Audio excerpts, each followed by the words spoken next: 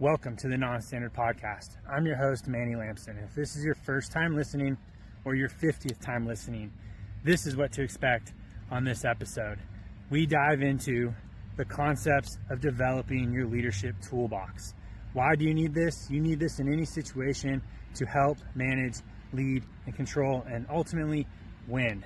How do you do that? You can't use the same form of leadership in everything you do. So every episode, we dive into my leadership philosophy. We dive into the story and the background of the person we're talking to. And we also dive into some leadership traits I have accrued throughout the years. And then we also follow it up with a book review at the end. So you're getting a wide range of leadership topics and traits that you can add to your kit. So without further ado, let's go into the recap of this episode. And afterwards, if you love it, like it, share it, follow it, give us some feedback, because we're only just getting started. On another amazing episode of the Non-Standard Podcast, I'm joined by SFC Marcus Page. He is an E7 in the Army and just phenomenal person overall. We met just a couple weeks ago, so if you're listening, this was recorded in December of 2024. Found him on TikTok, stitched one of his videos, followed him, and I've loved everything he's posted since. And so I just asked him, like, hey, dude, do you want to get my podcast? And we did. What he brings to the table is phenomenal. He really appreciates making better leaders, making better people, sticking to the basics, and then focusing on the details. We talk a lot of leadership traits in this episode. We obviously go into his 3 H's, and then we go into his career as a 42 Alpha, I think it is, and how he loves the customer service side of it, how that has molded to him and what he does. And then we just dive into it. We talk about my leadership philosophy. We talk about a bunch of traits, and then we cover books at the end. So I hope you enjoy the episode. If you do, you know what to do. Save, share, like, or follow. That's all I ask for. It's pretty simple. But with that, let's get the show on the road. What is up, everybody? We're back into the year of 2024, and we're still rolling. I was blessed and honored for Marcus to join me on this holiday break. This is just how I reach out to people, like I think I only started following you a week ago, maybe. Right. I saw his video on TikTok. I stitched it. It was great. I think it was the one about like image and fitness, that Right. like what you can control. And then I just asked, I was like, hey man, you want to be on a podcast? I love what you talk about. So here we are. And most people know a lot of my guests are from social media. That's why we were talking about earlier. Social media is amazing. The people that don't like it, they just don't use it correctly. They don't understand it, or they're just, I don't know. It's weird. It's just like anything. You have to get used to it. You have to understand it, and you have to practice it. You have to practice for social media to benefit you. What do you think about that? Well, I truly agree with that 100%. And I've learned that a lot of things are because people are just stuck in the past. People don't want to move forward. And I used to be the same way. I used to feel like, oh man, being a soldier on the internet, that's doing too much. The Army has become so commercial and all this type of stuff. But once I saw, because I get on TikTok and I get on Instagram and I learn things from soldiers. And I'm like, oh man, that's a great perspective. And to kind of caveat on what you said earlier about you seeing my video, and when you added to it and you stitched, I was like, I didn't even think of it. That makes so much sense. So just the knowledge that you can gain and just the networking that you can gain, I think it's amazing. Yeah, you talked about not wanting to be on social media, be that stubborn part. And I remember I look at, man, this is going to be crazy. So I use social media to motivate and lead others. And it's crazy. Like I want to take this stuff and put it like on we call it an OPB, Officer Performance Reviewer Board for Right. I think you guys call it ERs or REs. NCOERs. Yeah. And so I've gathered some of this data from my social media, and I'll use that on statements or bullets because my reach, and it's like motivating or leading, thousands of people, right? Because that's the intent. And when you use it properly, it's a great tool. I think that's a great idea. Yeah, we were talking earlier about people using TikTok as like a day in the life of tech school or BMT, and I'm looking at it going like, man, who would watch this? Like I remember BMT, it was pretty boring, but I looked at the views and it was like 10,000 views. And I'm just like, what in the heck? I think our issue is we came into the era where there was no social media. A lot of these soldiers now, like they are born into the era of social media. So to not do anything with social media is kind of like odd. So it's all they know. So it took me a lot of getting used to and just kind of learning to love it and realizing like this isn't just something that people do. This is an actual tool to be utilized. and putting it on your bullet points and things like that, that's a great idea that I never even thought of. Yeah, because I have tons of enlisted people that reach out to me to commission because obviously being prior enlisted, those are one of my biggest topics. I usually do a video on that every month. I will just Okay. sit there in my truck and go, "Hey guys, I'm Manny. I'm prior enlisted. Here's how I commission. I highly recommend if you're enlisted watching this, you think about commissioning." And I'll get tons of questions like, "Hey, how do I do this? How do I do that?" And Hmm. I'm just like, dude, one, those resources are hard to find. I don't know how it is on your base, but in the Air Force, it's hard. There's like one civilian guy on the base who knows Yeah. everything about these, and he's hard to get a hold of, barely works hours. And so, like, in 2008, when I thought of commissioning, I had nobody on my Whew. base. Nobody knew, like, being a SEER guy, we just didn't commission as anyway. So nobody in my squadron or my wing or whatever knew what to do. The only reason I knew how to commission, I met my wife at that time, and she did a year of ROTC in college and told me about that. And then I went to the academy and instructed down there as a SEER guy and talked to the cadets. And a lot of them were like, "Hey, here's some other options you can do to become an officer." And so I was like, "Oh, this is actually a thing." Because I was I got out to go to college originally, but then Okay. I added ROTC to commission. So I did 4 years of college with ROTC to come back in as an officer. But I didn't know what to do. I was like calling colleges when I had like a year to get out of the military, like, "Hey, what's this ROTC? How do I do it?" I found out it was really easy. It's probably one of the easiest routes to commission for most people. Well, that's what a lot of things in the military, they seem so out of reach, but really once you get the resources, it's just like, oh, that's It's all it takes. It's kind of like buying a house. People think buying a home is this so treacherous thing, so hard to do. I could never do this. But once they tell you what to do, you're like, that's it. All I got to do is get this in order. That's the thing. So, do you mind if I ask you, like, what was your thought process when you decided to say, you know what, I'm going officer route. Oh man, so young Manny, 2006 is when I enlisted active duty for 4 years. So I was a 4 year enlistee, no college. I was a SEER specialist in the Air Force. 2 years later, my brother was younger going to play football. So I always wanted to play football, but I didn't have a lot of big colleges where I grew up. So that's why I joined the military. Okay. I was in better shape. So I was like, okay. Like I said, I met my wife in 2009, the end of 2008, and she went to college for a year at Washington State right down the road, and she did ROTC and sort of knew about it. So when I was getting ready to get out originally after 4 years and just go to college and play football, she was like, "Hey, if you're going to go to college, have you thought about becoming an officer?" And obviously, that's just like Oh what? yeah, yeah. The light bulb. What is this? I don't even know what you're talking. Because as a SEER guy, I didn't work for any officers. The only officer I saw as a SEER guy at Fairchild was my wing commander. I didn't have a flight commander, and I only saw the wing commander when I got in trouble. Other than that, as a SEER guy, I was only teaching officers in the woods, like air crew and stuff like that. But Right. I didn't have any mentor officers. I couldn't talk to anybody, so I didn't know who to talk to about becoming an officer. Right? Like, what do you do? What's life like? I don't know. Like, I was enlisted. You're focused on the job, right? Like that's all I was Right. doing as enlisted guy. I was just like heads down, teach my job, be good at that.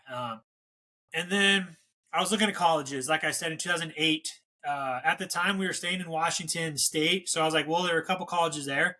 Washington State at the time didn't have a good football team, so I was like, oh, I could go to there, try to walk onto the football team, at least try to do some football.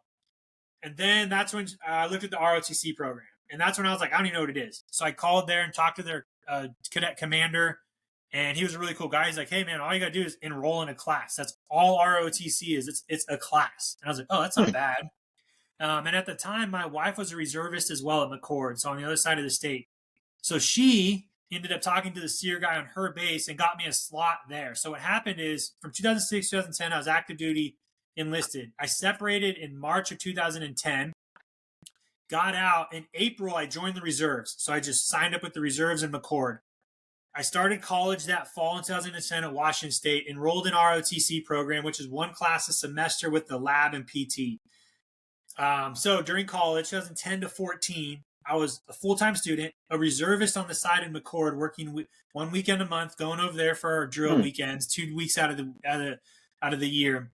I was doing ROTC, and I did that for 4 years. I also walked onto the football team there, played 2.5 years college football, played 3 years of rugby, worked part-time job, and then commissioned in 2014. So when I commissioned, I got out of the reserves of April of 2014. the next month I commissioned into active duty Air Force after I graduated May 2014 to become a CISO and did that journey. But but the only reason it happened was, everything happens for a reason, man, like Right. fate. My wife knew about it. And my story is I was lining up these ducks. That's what I tell a lot of young airmen that are looking to do all these crazy things. I'm like, dude, you got to keep your ducks in a row. If those ducks can't cross the road, it's going to fall apart. So my whole philosophy to my career paths have been ducks. When I was going through college, just line up the ducks, ROTC, football, college, right? Keep all these ducks in a row so they don't get all crazy and you don't get lost. And then when I commissioned, it was the same thing. Get through CISO school, having a kid, being married, ducks, being a leader and all this stuff. And so that's what I managed to do there, is keep my ducks in a row. And that's sort of how I look at breaking up my career and progression and all these. And now, kids young military people are so, even me, we have other jobs. I work for a First Form supplement company on the side. I do a podcast. I help people with their health and wellness. You work at Lowe's. You rarely see any airman or soldier just do the military, because that's not going to be successful. Oh, yeah, no, 100%. We know what is the hustle, right? People are doing these part-time jobs. That's just the way the life is now. Yep. And so I took advantage of that. And so now I'm in that same process. And sort of a tangent there, but that's how. But I didn't get to talk to anybody when I was enlisted about how to become an officer. I didn't know that at the time there was we call them education center here. I didn't know anything about that when I was enlisted. I just got out and I was just sort of praying, okay, I'm out of the military. What now? Yeah. What's the next step? What's the process? Yeah, luckily my wife she's just super, just keeps my ducks in a row. She knows. Right. And so she helped me there.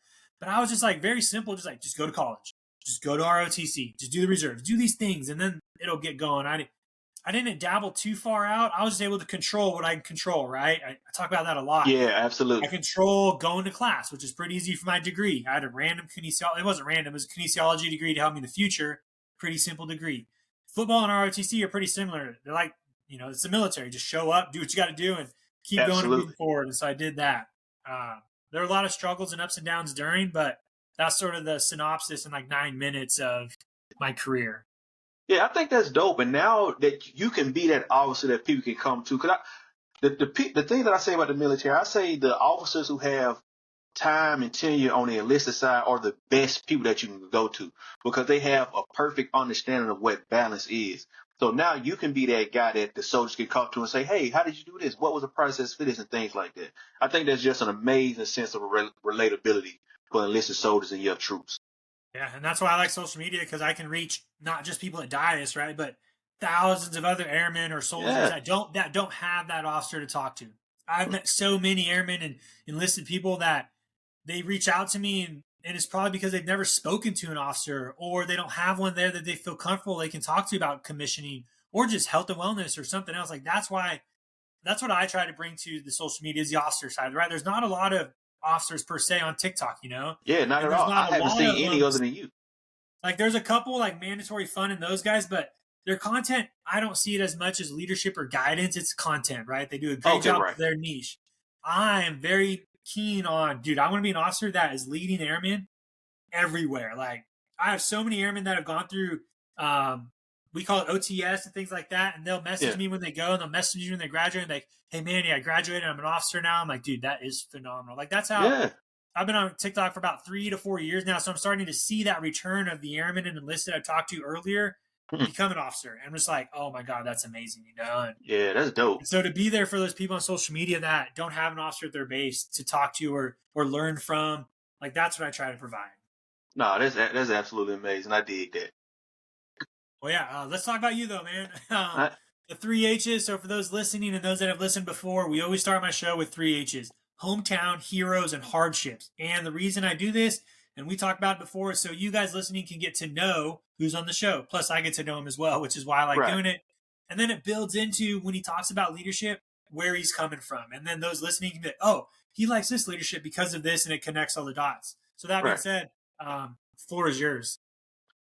What's going on, world? My name is Sergeant First Class Marcus Page. My hometown is Starkville, Mississippi, home of the Mississippi State Bulldogs, SEC.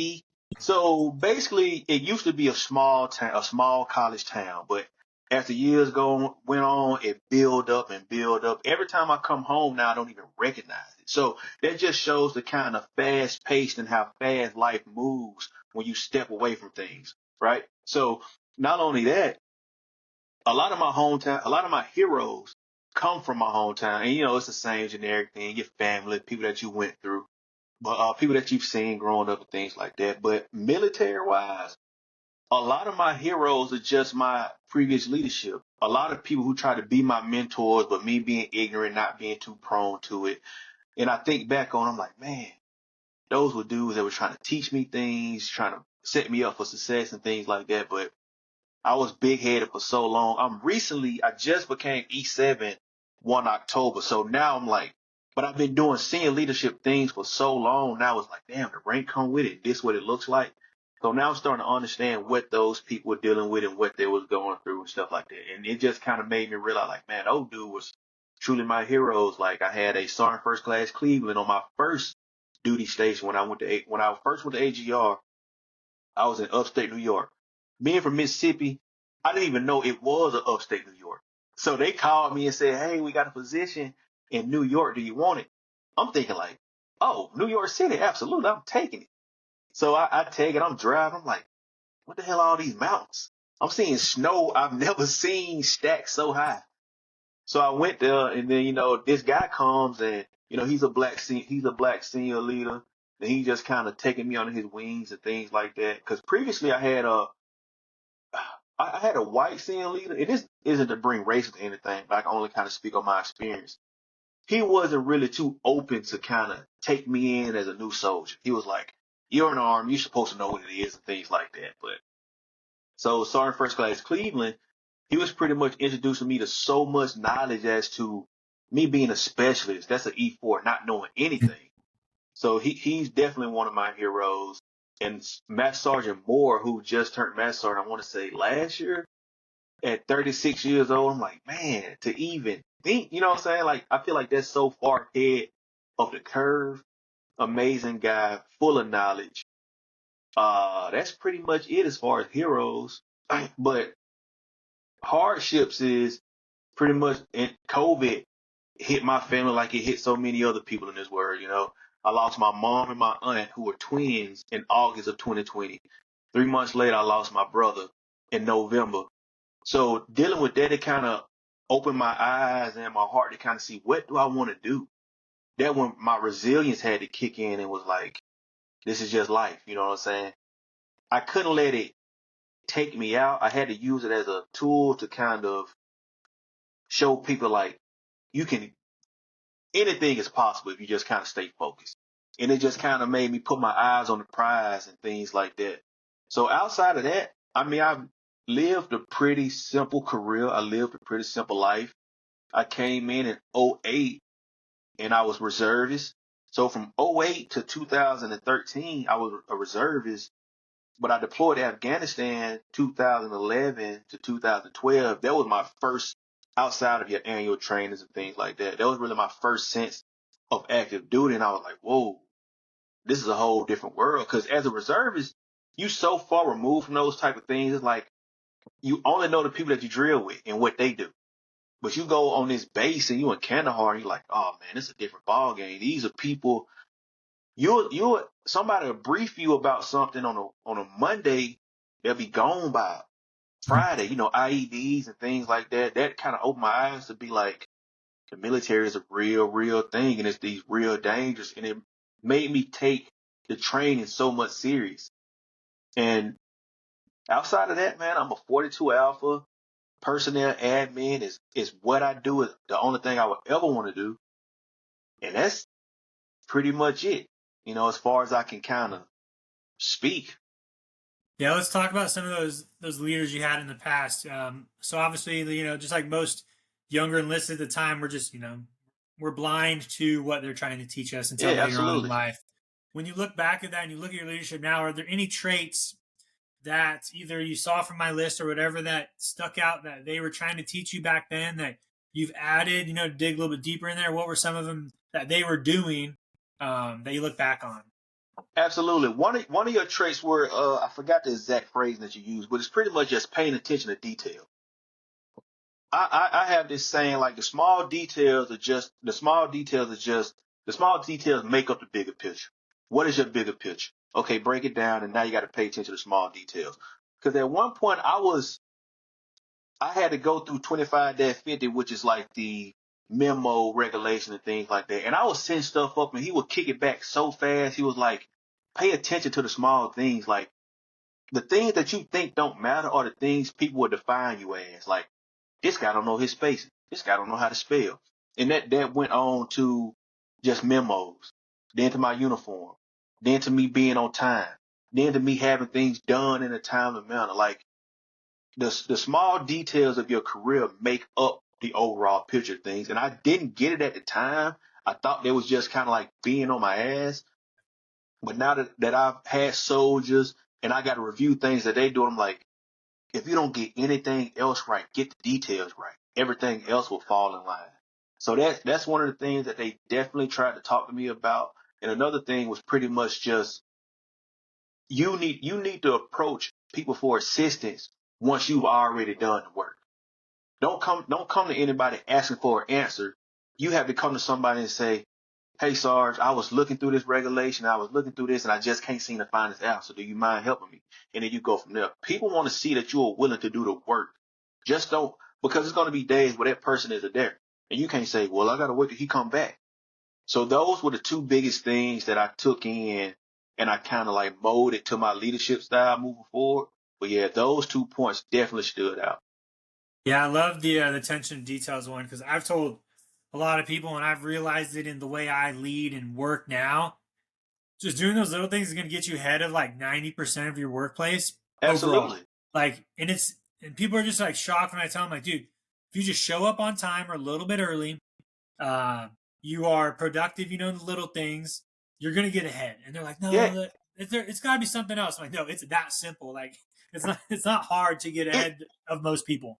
But I've never understood, and I'm so glad you brought that up because I used to be the same way. I've never understood why, like, I don't know why I thought it was so hard. I think maybe it was just because it was things I didn't want to do. Like, why would I be here 15 minutes early and the meeting's going to start late anyway? All of these little small things, like, it used to be times where I'll be in a meeting and they'll tell me to write something down and I'll say, no, I got it in my head, and I never had it in my head. I will forget it as soon as we leave. So something as small as taking notes shows somebody that you're focused and you're paying attention. And it's too easy to bring a notebook to a meeting. It's Yeah. too easy to be on time. Yep. These small things are just things that I didn't think was important, but over time I realized that's really all that matters. Be where you need to be and do what you're told. It's as simple as that. Man, I'm a huge fan of a notebook now. I was, I being a senior guy, we always had a notebook, but I didn't use it as effectively as I should have. But now Right. I will judge people in meetings if they don't have a notebook. Like I will automatically be like, if you were here on my peg and you come to a meeting without a notebook, nope, you drop down. If you weren't Absolutely. early, you drop down. And I'm like, bro, you got a lot of catching up to do already. And I don't even know you, but Yeah. even if I'm not taking notes, like you said, one, it shows active listening. So Hmm. you're being considerate to the person giving the brief as well. Absolutely. Um, and I'm not a huge fan of phone notes. I've seen people do it, and I've had airmen do it in my meetings where they're like, "Oh, I'm on my phone taking notes." I'm like, "You could be, but I just don't like the perception of that. Like, Yeah. what's going to stop you from just grabbing a piece of paper and using that instead? Because the phone is such a distraction. Even if it is a notebook app, you have notifications on top. Like, you're going to get distracted. Right. So even though like I'm going to, like, so we have morning briefs every morning in our squadron. Even though I'm a major and I know everything that's most of the things that are going on compared to the younger guys that have notebooks, I still bring a notebook. Right. Am I writing anything down? Most of the time I'm not because I understand like what they're going to talk about. And there's a recap that is sent out every day after by the pups. I still have my notebook because I'm trying to show them who have notebooks. Hey, you're going to bring a notebook as a first lieutenant. I will bring a notebook as a major. That's my Right. Right. form of respect to you, right? Like I shouldn't. There's no qualification level for me not to bring a notebook, no matter your rank or age. There's no like rank that goes, oh, you don't need to bring a notebook anymore to meetings. You know it all. Yeah. If that's the case, you're in the wrong meeting. You need to go somewhere else, and you need to find something else to do. But Absolutely. that, and then you talked about so there was the notebooks, the basics, and then dang it. The small details was a big one. What was the other leadership you talked about? It was, one of the things you talked about was, yeah, I was there before where I was always wondering, why am I showing up earlier? Why am I doing this? And this is a leadership trait that is hard to do, but for leaders to give the why to those younger people is going to help them understand why they're showing up early, why they're Right. going to these meetings. So at that time, like we grew up in a generation where the NCOs didn't tell us why. They just told Right. us to Right. do it. We come And from so, the because I told you so era. yeah, yeah. And so now we're working with the generation that has to know the why all the time, or they're not Hmm. going to do it. Right. Right. Right. Understood. Yep. And so I've had a lot of people, like leaders I work with, that are still stuck in that time, and they get mad at the younger generation. They're like, "Why don't you just do what I say?" And I'm like, "Bro, you need to adjust your leadership style to fit them. It's not up to the younger generation to change their followership style, right? Per se, to adjust your Right. leadership style. That's bad leader. And You that's what need I to had take to a step back and be the better leader, and be like, hey, if you need to know why, I will tell you. Just to get the ball rolling and to help you out there." see. A great leader is an adaptive leader, right? You should be able to see a soldier, meet them halfway, and say, "Hey, this is what we're doing, and this is why we're doing it." Most of the time, that's all they want to do is know why, and it shows that you appreciate them enough to say, "I'm not going to have you doing anything for no reason. Here's the reason. Come with me." All of that, oh, because I told you to, because I told you so. I'm your NCO. You're supposed to listen. Like these soldiers, and I hate to say it, they do not care. They do. If any time in the military was a time to be a leader, this is the time now. Yeah. Because it's Yeah. too easy to say, "Hey, be here because I told you so." That's too easy. But now you got to actually use your brain and use your wherewithal to kind of be like, how can I get this soldier to do what they need to do? And that's kind of how you do it moving forward.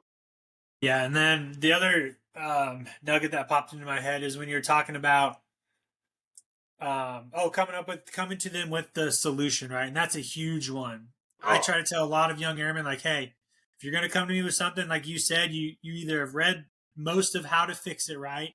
Or you come to them with like a solution of how you're going to fix it, and then they can try to help change it up a little bit. And so that was a huge lesson learned for me as well, is, hey, going to somebody like, man, that was why I think this generation has a hard time with that concept, because they're so used to getting the answers from everything, like right. Siri or Alexa. And so they think we're like a Siri or Alexa. They can just ask us a question and we're going to give them the answer. Yeah. And so you have to sort of tell them, like, hey, thank you for coming to me. Well, have you tried? I need you to go do all these things first. Right. Right. And, And and then, I used to be such a stickler when I go ask for something and they'll just give me the red. I'm like, just give me the answer. I know you know it, but it was pretty much just like, go find the information first. And what you can't find, I fill in the blanks. Because leadership is partnership, right?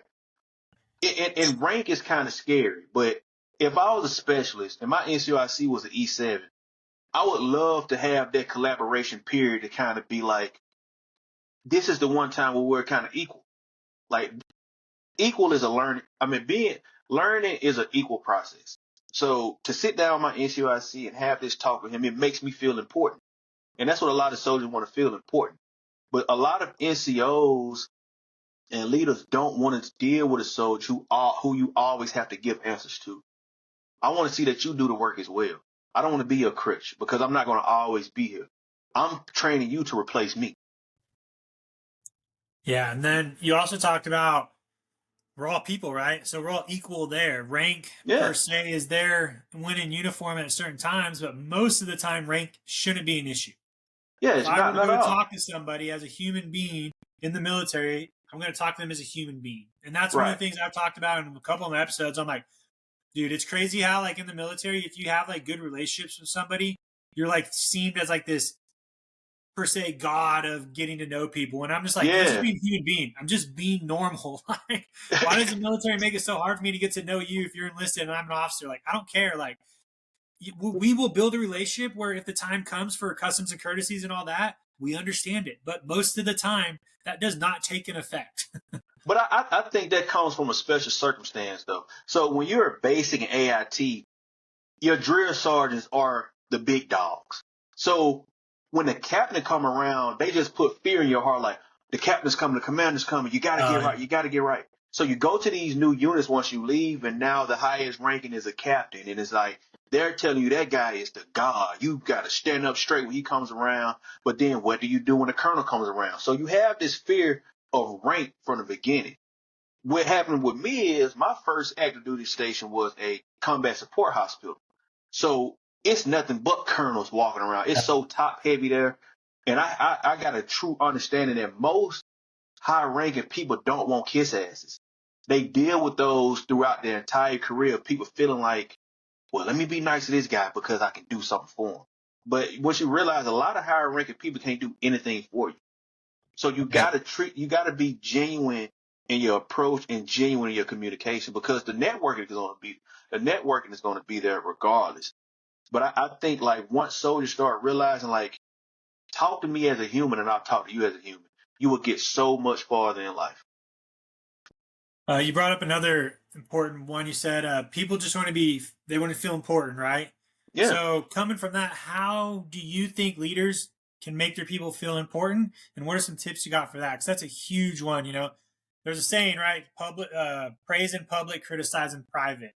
So, when Right. it comes to making people feel important, what have you seen, or what are some leadership traits you have on that, or what are some examples you've seen not go so well? So as I said, I'm a 42. That's administrative, right? So I'm customer service by heart. The foundation of my leadership is true customer service. So it taught me over time to just kind of like, sometimes you got to look at a person as if you're serving them, no matter the rank. Like a great unit is based on great soldiers, as I feel. Yeah. So I had to learn, like, once you start making people feel important, make them feel like what they asking for matters. That kind of shows them like, okay, this person cares about me. This person matters. Like something as simple as, hey man, I know you ain't come to drill in the past in a month, just checking on you, making sure everything okay. Things like that, like showing true customer service is what matters. But that is such a fine line to walk because you can tread the line of these soldiers looking at you like, oh, that's my buddy, that's my friend, I could do whatever. But it's not like that. You know what I'm saying? I'm showing you as an E7, as an E6, whatever I am at the time, that you matter in this regard. But you got to show me that same regard moving forward. And that's pretty much just what I've done my entire career, and it always worked. And this is crazy to say, like, I don't care about the unit at all. Like when they come down about measures and all that stuff I do day to day. That's going to be good regardless. But when I PCS and I transfer or whatever, I want soldiers to be able to say, "Oh man, Sergeant Page took care of me. Oh man, we're gonna miss Sergeant Page. Sergeant Page did this for me," and it shows me that I want to set a standard of what young soldiers should expect from a leader. So that's kind of been my outlook on it from the jump. Going back to what I said, it could be a double-edged sword or a fine line to walk. But sometimes even bad, it's like a lot of times it come off as fake. So it's like I can go to a soldier on Monday and it's like, I'm working with you, I'm doing this and all that. Thursday come around, you do something wrong and I gotta kind of correct you. And that was this whole, oh man, I thought we were friends. You was my buddy and all that type. No, this ain't that. You know what I'm saying? So that's kind of been my guidance and what I've been doing so much in my career. And I know a lot of people say this, I am a truly, truly, truly great leader. And this isn't me saying it. This is just what my records show, what soldiers say and things like that. And if it ain't broke, don't fix it. You know what I'm saying? And I can always take new insight and things like that, but it worked for me so far. Yeah, I wish everybody had to work a customer service job. In Yeah. civilian life or military. Like you've talked about, you work at Lowe's. I worked at a customer service job in a tire business when I was growing up. I worked at a bar, customer service there. So I think that is a huge misunderstanding, that whole like customer service side. So in the Air Force, we have customer service jobs like force support squadrons. I work at the gym, or admin for our IDs and DTS, et cetera, et cetera. And man, some of those airmen, I just don't think they understand they're in a customer service job. And I Yeah. have to remind them, I'm like, hey, buddy, like, I don't want to be rude, but your job is customer service. And they're Right. sort of just like, and I'm like, Yeah. this is And a not. lot of times that goes back to what we said about rank. Like some people get a certain rank and feel like customer service isn't a thing anymore. It's always like, look at my rank, look at your rank. The nerve of you to ask me to help you and things like that. And I've seen it. And it's been situations where I had to be corrected on it myself. Like my first duty station, I was this immature kid, man, and we had this kind of scraggly major. And I used to always crack jokes with him. He was kind of, I don't want to say he was a pushover, but he just used his brain more than his body. And there was times like I say things and he'll be like, "Who do you think you are? Why are you talking to me like this? I'm the major." You know what I'm saying? Whole time not even realize like he could have written me up so many times, counseled me so many times, but he saw that I was a person who didn't know any better. But when it came to the point of saying like, "No, we're not gonna do this. I'm checking you right now," and I had to realize like, man, his customer service to me was so great that I got a little too comfortable with him. But he had to use that rank and say, "Nah, you messing up. Stop playing. Don't ever take my kindness for weakness." And that point on, I kind of like find that balance, like still respect the rank.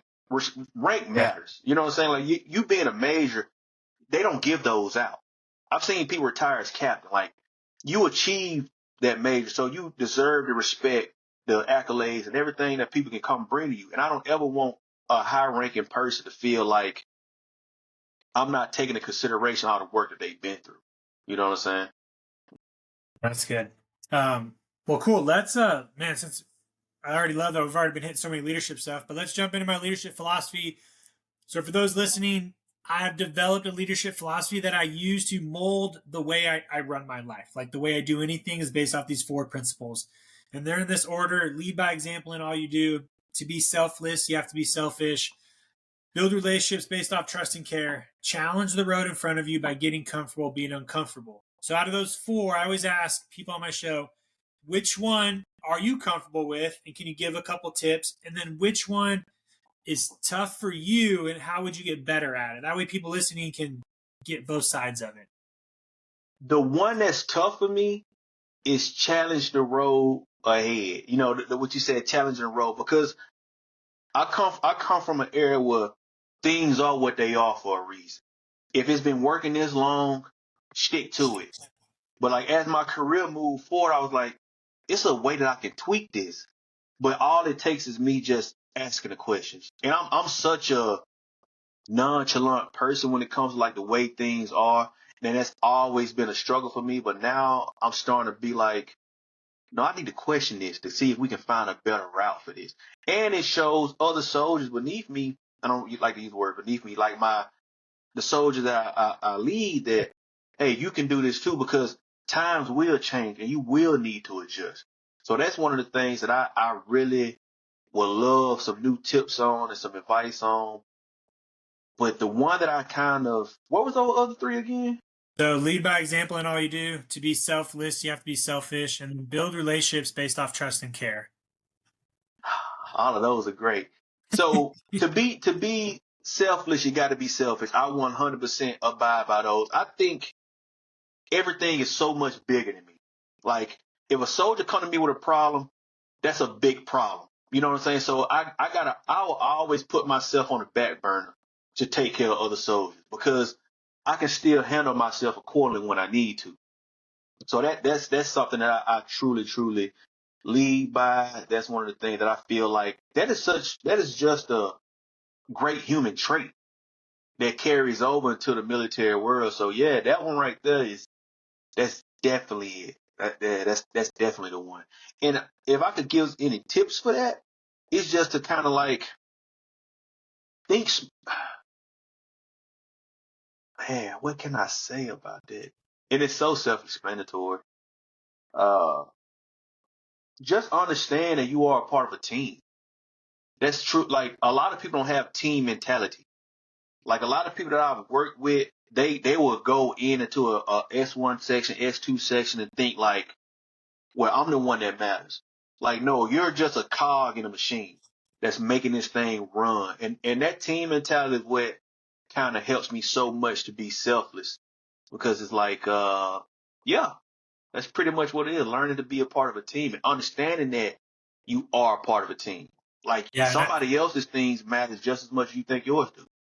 Yeah, and I think the way to make that the best is like you said, when you are full up functioning well, right? Like when you are a well-oiled machine, you can help other people a lot more. Right, right. And you said one of the lines, a great unit is built by great people, So I just Mhm. read a book called Legacy. It's about the All Blacks rugby team, and one of the lines they use in there is, I think it is, great blacks make all great blacks, because that's like their philosophy for their team, right? Great individual players make great all black rugby players. That's the name of the rugby team. And so, It's called Legacy. it's called Legacy. It's based off of the All Blacks rugby team in, I think it's New Zealand, or right around there. You And saying all black, like all black people? no, so it's very misleading. It's their team. They're called the All Blacks. So because their Okay. jerseys are black. Trust me, I just had this conversation on a ruck. Literally last week, I recommended this book to another airman, and the guy was like, "Manny, I didn't know this book was about rugby when he told me. I thought it was about black people." And I was Yeah. like, "What?" And I was like, "Oh wow, that's very misleading for the way I'm saying." No, no. When you said great blacks making great blacks, I was like, oh, I got a book about that.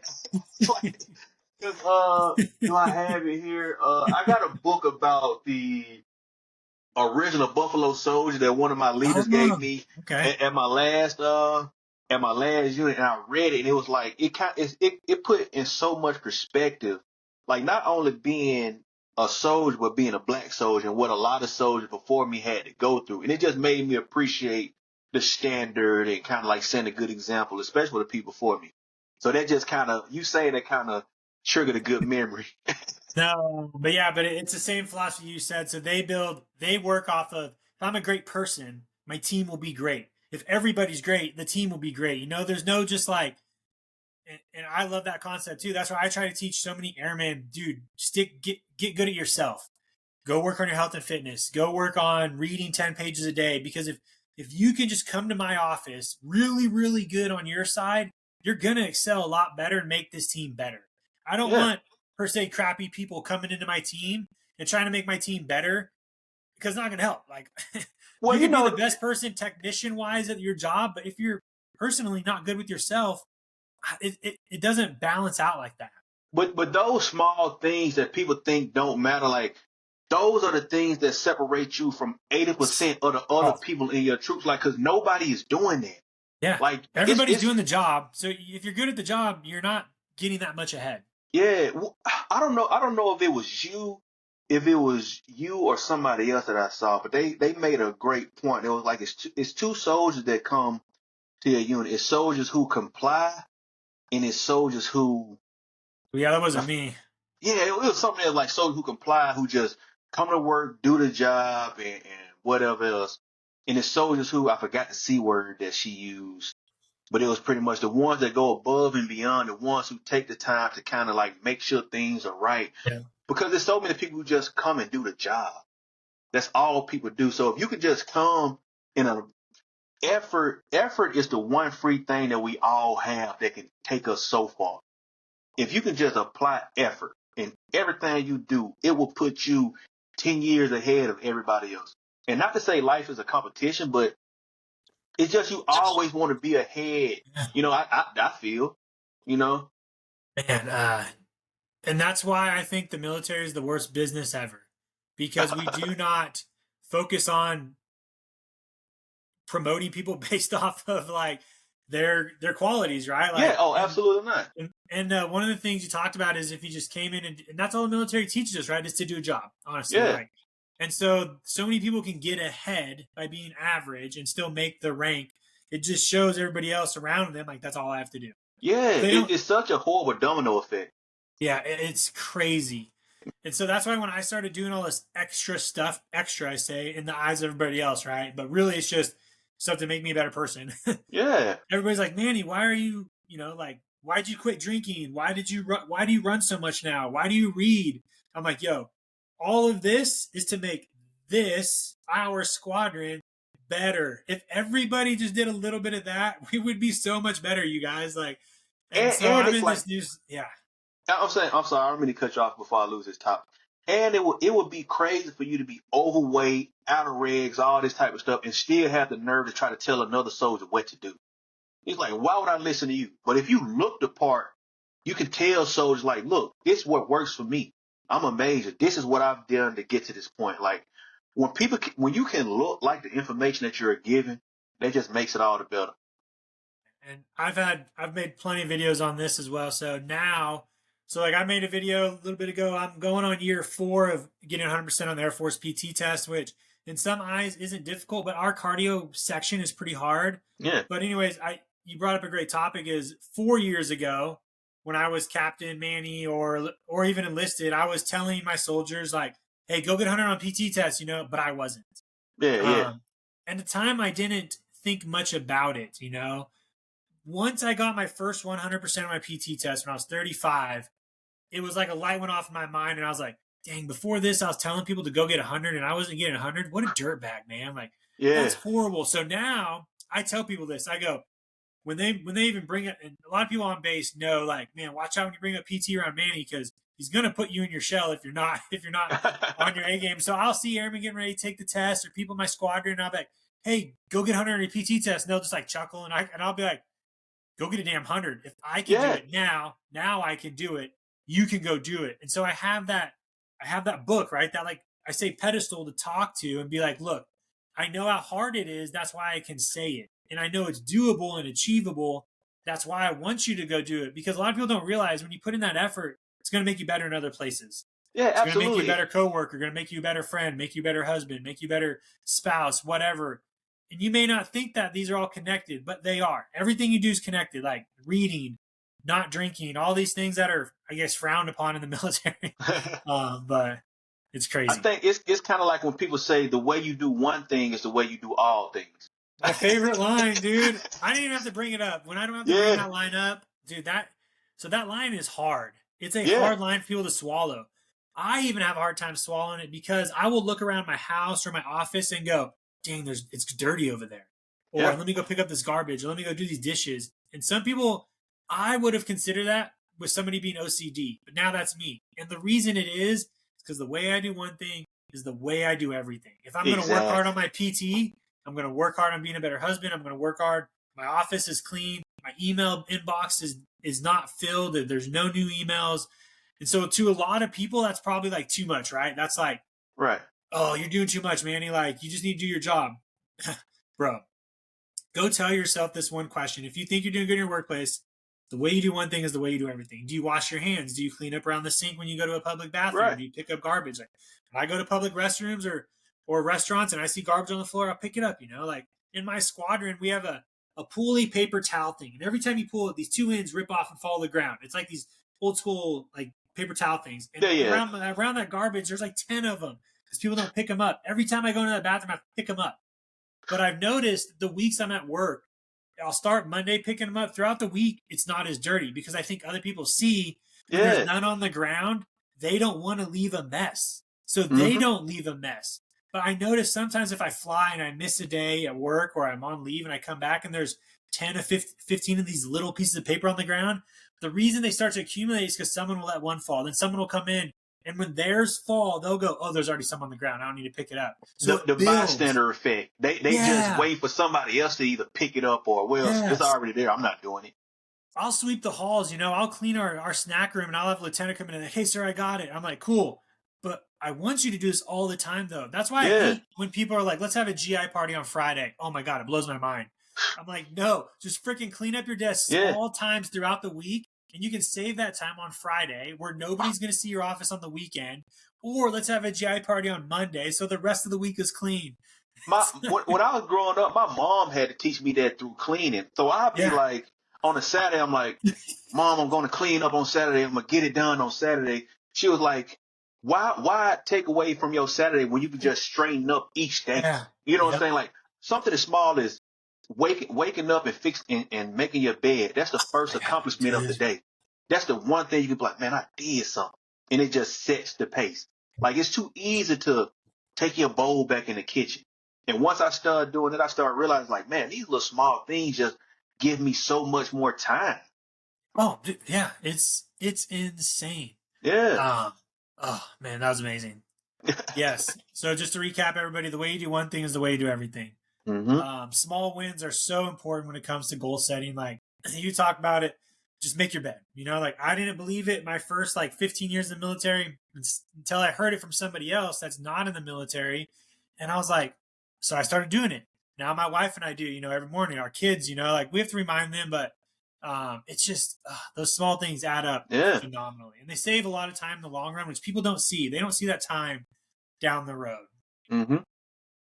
Oh, that was amazing. That was a great point. I'm so glad we said that, because a lot of times I gotta redig that into my brain. Like, man, I really gotta, you know what I'm saying? Because sometimes I slip, especially during the holiday season. Yeah. I'm like, I chill, I get to it later. But one thing I realized, man, especially with dealing with previous tragedies, is that tomorrow never comes. You know what I'm saying? Like, all it is right now. You know what I'm saying? Yesterday was once a tomorrow. You know what I'm saying? So all you have is now. Like, don't put anything off, because tomorrow might not come for you. That's what I try to tell a lot of soldiers. Like, and it goes back to what you were speaking about with like the PT, like saying that you couldn't do it 4 years ago, but now you can do it. When I first got in, I think my 2 mile had to be 16 minutes, and I was getting it in like 15 minutes, which is like 70% or something like that. But every time I got older, the time went back. Like, I can do it Yeah. a minute later. I'm Yeah. like, if I would have just stuck to maintaining that 15, Yeah. I would have that 100 now.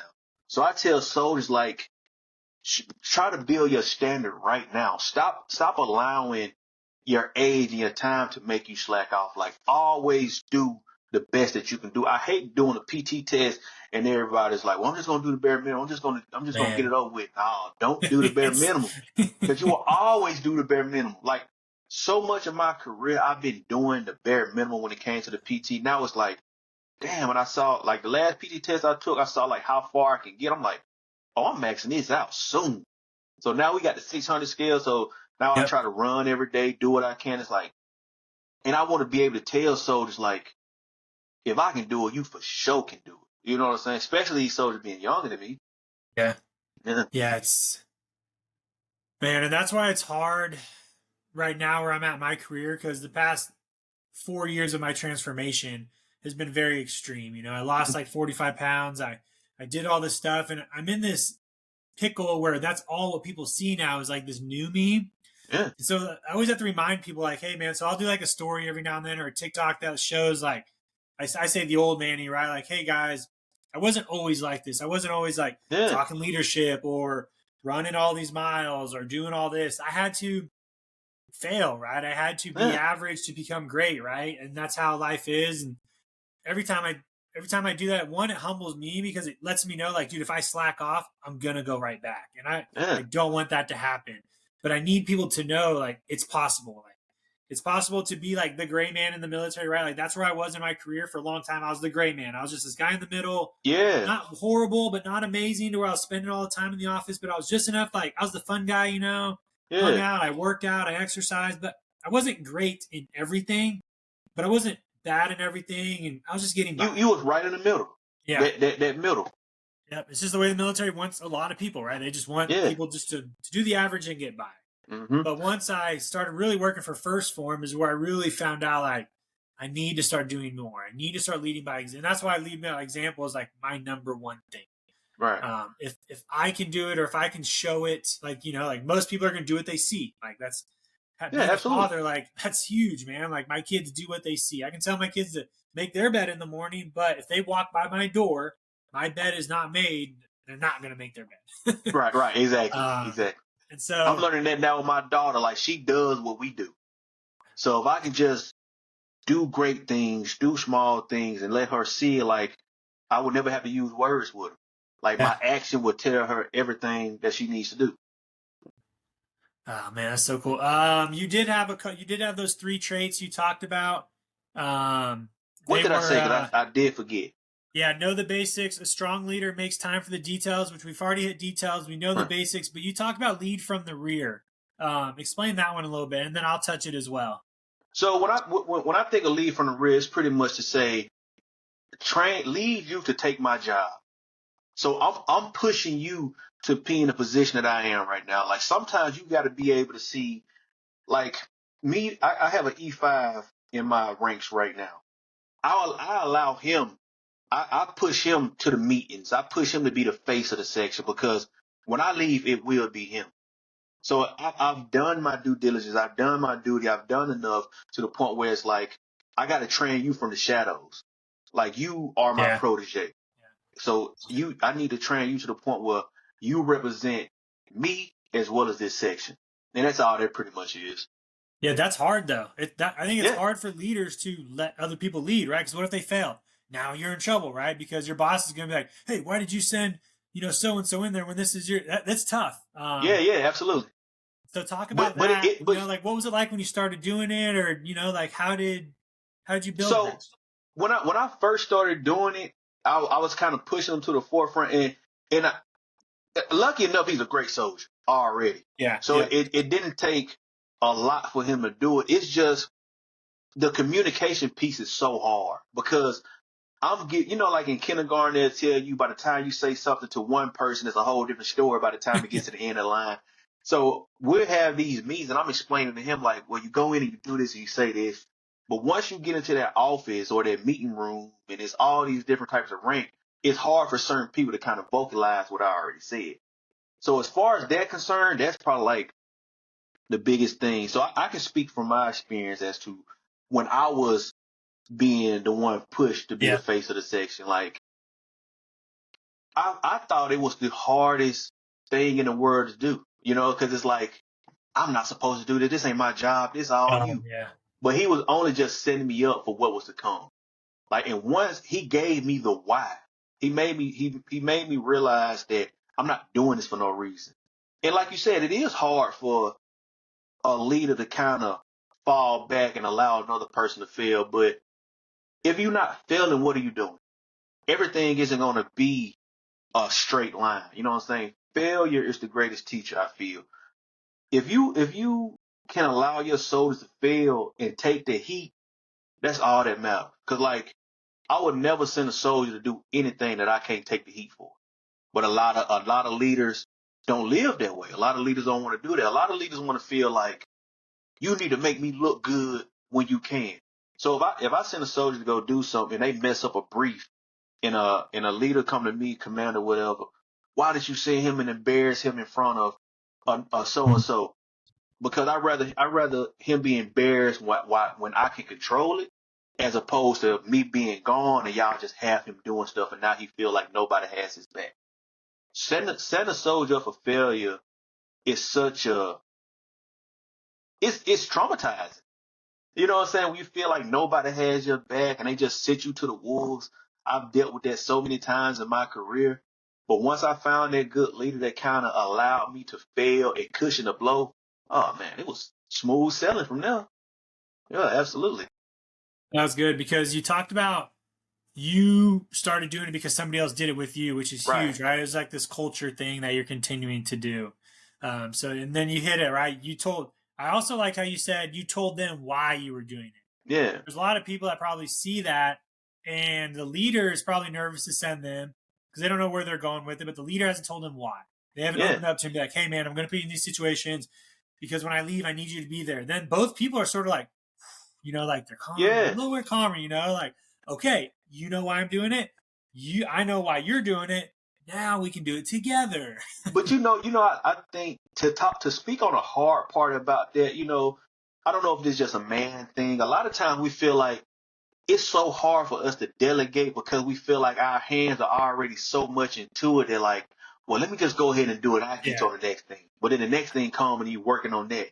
It's hard to just stop, drop, and push it on. That was one of the hardest things that I had to deal with to realize, like, I don't have to do everything. Like, I have a clerk now. I have this soldier who can do this. If I can just reach this stopping point and push it off, it'll be too sweet. But that was the hardest part, to kind of just like let the task go and trust somebody else with it. Because Yeah. I would hate for a unit to fail or a mission to fail because I wanted to experiment or train at the time. But it is what it is. Yeah. And most people aren't going to remember that success or failure a year from now, but the Yeah, person who absolutely. failed is going to learn a lot more than if Yes. you were to succeed. Yeah, That's what people don't absolutely. realize. So some people are always caught up in like, oh, if I fail this inspection or I give a bad brief, everybody's going to remember it. Nobody's going to remember it. Yeah, no, nobody Like, can. Nobody I think cares. we feel like we the movie stars of our own Yeah. life to the point where we think everybody is watching us, everybody cares, nobody cares. It's been times where I thought things happen and this is the most traumatic thing. I'm going to be embarrassed for the rest of the year. Nobody cares. You can see that Nobody person in cares. 5 minutes, they're not going to know. Yeah, it is what it is. And once you realize that nobody is watching you for real, it just opens up the world to you. Like, man, I can really do anything. It's that no such thing as embarrassment. Yeah, you might feel bad at the moment, but tomorrow still is going to come. Nobody cares. And We that's why I love understanding when you fail, what people are going to remember those if you make the same mistake over and over again. yes, If you yes, fix it and don't do it, nobody cares. yeah, And so that's where people get caught up, right? They go, man, if I mess this up, this person's going to remember me. No, they're not. But the reason they remembered people in the past is because those people kept messing up the same thing. That's where a lot of people always hear bad things about failure. Is because a leader is always like, oh, I saw this person mess up and it ruined this, but they probably saw them mess up a lot more the same time. can I curse on here? Yeah, yeah, Oh, so in the military we have a term called shitbag. yeah. A shitbag is a person who just does nothing. You know what I'm saying? Like you can't get them to do anything and things like that. I can tolerate a shitbag. I can't tolerate a fuck up. Like if you constantly fuck up, it's like you're not learning from the first mistake. And that bothers me so much because it's like, how many times do we have to go through this for you to get it? Like that, like I can tolerate a shitbag much more than I can tolerate a fuck up. And I try to tell soldiers all the time, like, if you're gonna be a shitbag, cool, be a shitbag. Get what you can while being a shitbag, but don't be a fuck up because that travels so far. People know that you just can't do anything right. That's a major hindrance. Yeah, we do. So obviously, when I'm flying a B1 mission or training mission, we come back and debrief every time for about Yeah. 2 to 3 hours after a sortie.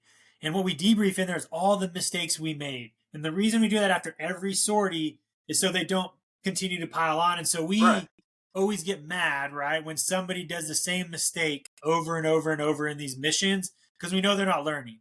And Right. so that's why I'm a huge component, and I try to brief this and teach it to a lot of enlisted side or other soldiers. Debriefing is crucial, or feedback, right? Some people call it feedback. Because without feedback or debriefs, you're not learning your mistakes. And so Right. that's why I Absolutely. see a lot of people make the same mistakes. And sometimes I have to understand where they're coming from. So if I am working with Airman Johnny and they keep messing up this thing, and I'm like, man, why does he keep messing this up? But nobody's telling him he's messing it up Right. or giving him that corrective feedback. He's always going to mess it up. So sometimes I have to be like, oh, let me step back. Hey, man, has anybody told you you're doing this wrong? No. Oh, my God. Okay. Yeah. There we Hey, go. Yeah. let's fix this. And then so that next time when I see you, I don't expect this to happen. And that's why I love feedback and debriefing is like one of the most crucial things in any career or job. Yeah. Because a lot of the things we see with new commanders and new leadership is they're briefing us these same areas, right, in a squadron that have been going on over and over. And every time I hear it, I'm like, oh my God, this is the same thing the last commander said. Redundancy. But yeah, but they didn't debrief it or fix it. And so that's where that comes in. And so that was to really tie the bow on the small, just not learning from mistakes. Is that, If I if yeah. I want to ask you a question. If you had to have one leadership trait, one leadership style, and no other one, what leadership trait do you think that would be to make you still a full rounded leader? Like, do you feel like it's the ultimate one? Gotta be lead by example. Okay. Because nobody's going to do anything if I don't do it myself. Right. Like I agree. I'm not going to have a functioning squad as a commander, right? Let's just say hypothetically I'm a commander and I walk into a squadron and I want these guys to go and crush it. If I come in, like you said, out of shape, raggedy uniform, late, Yeah. and I go, hey guys, we're going to have the best squadron in the world. I need you guys to go get 100 PT tests and we'll win. They're going to be like, well, nope. But if I come Yeah. in, let's just say I come in, like, so I have this thing, whenever I go work out with airmen, I always work out before. Because I can't show them this workout is the only workout I've done. I need to lead by example and show them I'm doing more. Yeah. That's probably the hardest thing about leading by example is you have to do a lot more. So it's Yeah. really stressful. Like whenever I go ruck with my airmen, I work out before and I'll show up there all sweaty and they're like, what the sir, we're about to go Yeah, on a 5 mile ruck. Yeah, I know. I just did 100 push-ups and sit-ups at my house to get warmed up. And they're like, shit. yeah. If You I know, just show up to the ruck ready to go, I'm not leading by example or setting the standard. you know, a lot of people might not look at that as like, I don't really see a sense of relatability in that because that's not really what that is. But that is such a great trait to have for soldiers to see, like, he's willing to go the extra mile for us. You know what Yeah. I'm saying? Yeah. He's willing to take his time, utilize his time, do this, do that, all that just to show us like, I'm here for you guys. Like it makes them feel important. It kind of goes back to what I said earlier. Like people want to feel like they matter. Like I don't Yeah. care if I Yeah. ran 100 miles today. If you guys call me up and say you want to run 3 miles, we running 3 miles. Like they want to be able to know that like no matter what, you will. I think that's such a great trait to have. Yeah. And they're not going to feel important if I don't feel important by myself. Yeah, So, absolutely. like, Yeah, how are they going to work hard if I'm not working hard? exactly. And Such I a think great that's point. I think that's a great like bow tie um, to wrap it up on because we're at an hour, which is perfect. And that's Okay. why I love these episodes, right? Like you get the juices flowing, and we're just like, man, Yeah. we feel like we can talk forever. But that's why I love my cap in the script for everybody listening because I keep you hanging on, right? Like we're gonna stop the episode here in a little bit, and you're gonna be like, dang it, man! Like I feel like there's a lot more I can learn, which is perfect because I want you to come back to another episode, and I want Yeah. us to be able to do one later as well, so we Oh, like absolutely. follow up on it. So we'll end on that one. So what book did you have for everybody? Because I always love bringing books so people can learn as well. So And the book you brought was about it's so it's not a military book at all. So it's it's called Shoe Dog by Phil Knight. It's the owner of Nike, the person who created Nike and all that type of stuff. So and I use that book as the book that I want to use because being in the military, regardless of what you feel, you are two entities.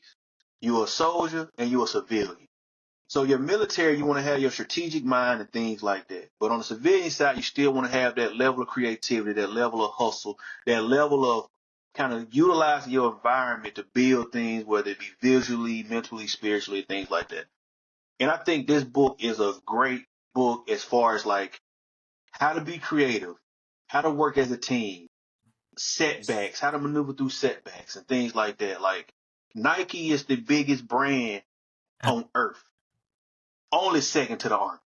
You know what I'm saying? So it's one of those things where it's like, if you can learn from his traits, I think that'll be good. I think a lot of soldiers can read that book, learn things just about balance and how to like not only maneuver through life, but to kind of be focused enough and understand that setbacks will happen. And you got to always be like what you said earlier, like your ducks. As long as you got those ducks, you can see down the road, you know where to go. And that's what I learned from the book. I pick it up a lot. You know, I read it so many times throughout my life. And I know when you ask about books, people probably expect like uh, you know, The Alchemist, things like that. You know, those type of books. But I think the books that you don't think of are the books that really kind of give you the knowledge that you need. So that's pretty much my book. I advise all soldiers to read it to kind of find that balance. nice. Yeah. So obviously, I brought the Legacy book up earlier, a very similar one to that book. It's so there's that one, but the one I bring today is one I'm reading. It's called Wild at Heart by John Eldredge. It's discovering the secret of a man's soul. It really Mm, ties the connection between God, masculinity, and men in this whole like aspect of we one is trying to talk about bringing masculinity and men back into the society, right? right. We've sort of had this shift recently where masculinity has been like bad, right? Or It's a frowned toxic upon, thing. yeah, per se. But Wild at Heart talks a lot about God and Jesus and all those people. They were very adventurous in well being. They were masculine men, right? Even though people are going to presume Jesus as a peaceful guy, right? But no, there were a Yeah. lot of stuff he did and talked about that were Jesus was a that carpenter. yeah. And so I'm reading it right now. And obviously, since I have two boys, one 9 and one 5 months, for me, I try to build them into the men I want them to be, right? Like, Right. just like how we want our soldiers to be great leaders and to replace us. That's why I love the military. And, we talk about the military is not it's not just the military; it's being a person too on the side and a civilian. And Right. so, Wild at Heart is another book I think anybody can read. Um, and so, yeah, I've just loved everything about it so far. It's taught me, hey, like I shouldn't feel bad about being a man, or being Yeah. masculine or doing these things because that's what's going to get me to where I got to go and help this society and world. So, Yeah. Now I'm definitely gonna check that out. It's called Wild at Heart. yep, and it's pretty easy read. I think it's only 200 pages, so 10 pages a day. You can Oh get it in a yeah, month. So yeah, too easy. I definitely get out of the book because I don't mean to let this go longer than it needs to go, but I no, you're really do good. think like being in the military, we so stuck like masculinity is such a big thing from the era that I came in, and like you said, it is a certain type of war that's going on in masculinity, and I think books like that kind of give a good perspective as to what it should be or what we can do to become more of that. Because people, when people speak of masculinity, a lot of people think of it as manly this and Yeah, manly that, do that, but it's so many dimensions to being masculine. And if we can find any books that is just not stapled in the toxic aspect of it, have 100 women do this and do that, but the actual learning process, how to mold people, how to do things, I think that'll be a great book. And I was actually looking for a book like that because I think the last book I read on masculinity was like the superior man, the ways of superior man, or something like that. I'm like, nah, this book in the hands of the wrong person at the wrong age could be so gotcha. damaging. Yeah, Yeah. yeah. So yeah, I definitely give that book a read. Yeah, I wrote your book down too. My wife hates it when I buy books. Yeah, But I'm just like, babe, like I I've learned so like, oh man, I love reading. yeah. But cool. Do you have any last final shots for anybody out there listening? Now just